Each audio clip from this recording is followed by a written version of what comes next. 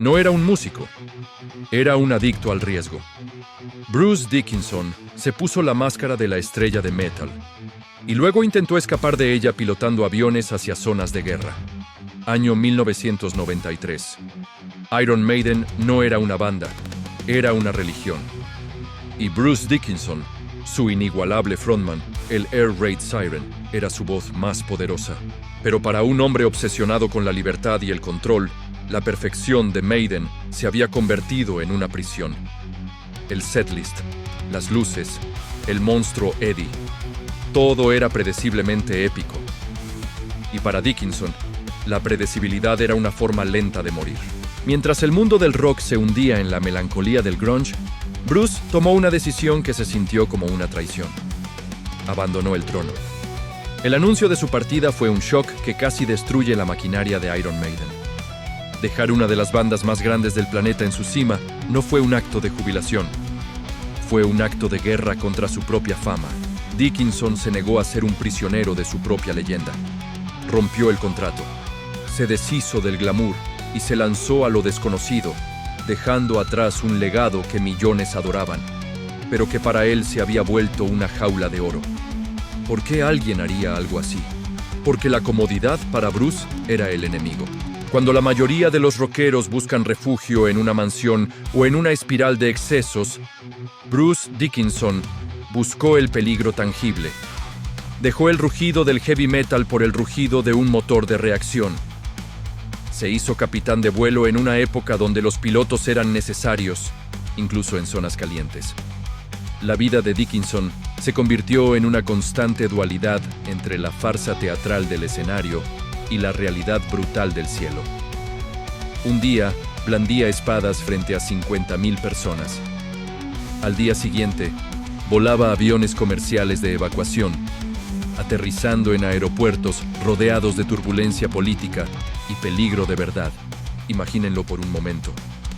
En el escenario, cantaba sobre batallas y héroes, rodeado de pirotecnia y efectos especiales. En la cabina de un avión, no había efectos especiales. La muerte era una posibilidad real en cada despegue y aterrizaje. No había guión. Era el desafío definitivo. Poner a prueba el ego del rockstar contra la fría y despiadada mano de la mortalidad. La adrenalina del escenario era artificial. La de un aterrizaje con viento cruzado en una zona de conflicto era absolutamente real.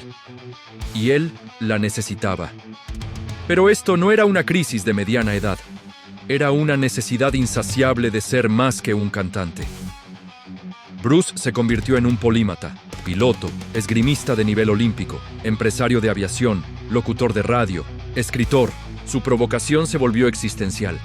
Demostrar que un rockero no tiene por qué ser un idiota autodestructivo. Pero la pregunta flota en el aire.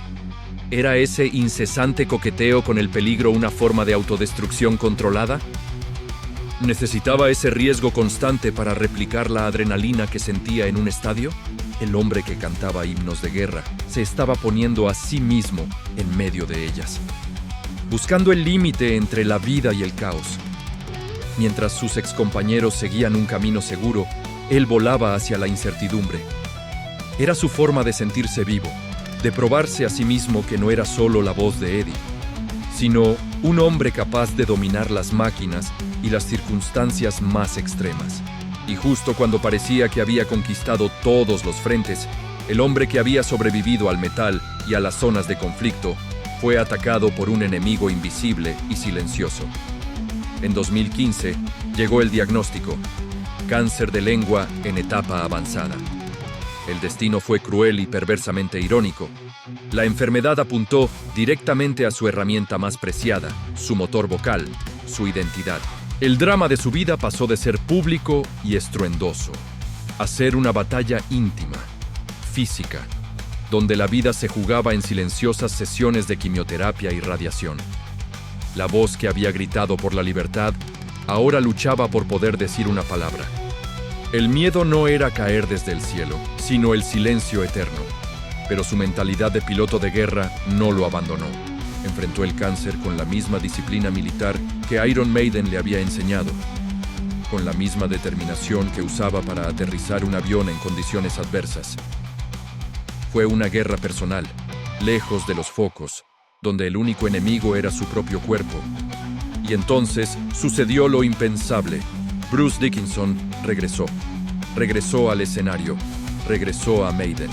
Y sí, como si quisiera cerrar el círculo de su propia leyenda, pilotó el gigantesco Ed Force One alrededor del mundo, fusionando el mito del metal con la realidad tangible de su vida. El piloto y el cantante finalmente eran la misma persona, a la vista de todos. Su historia es la de un hombre que no podía soportar ser predecible, un genio que necesitaba el caos como combustible. La sombra que lo siguió durante todos esos años no era Eddie, el monstruo de las portadas. Era el miedo a la rutina, el terror a la jaula de oro del éxito. Dickinson nos enseñó que la única forma de dominar un escenario es haber sobrevivido a un aterrizaje forzoso en la vida real. Él mismo resumió el espíritu de su vida con una frase que lo define por completo. Mi objetivo es poner a la gente en una posición donde digan, espera, esto es peligroso. Y así selló su legado, el hombre que prefirió arriesgarlo todo antes que aburrirse de ser una leyenda. Y gracias por acompañarnos en este viaje. Si te gustan las historias que van más allá de la música, no olvides suscribirte y activar las notificaciones. Nos vemos en el próximo video.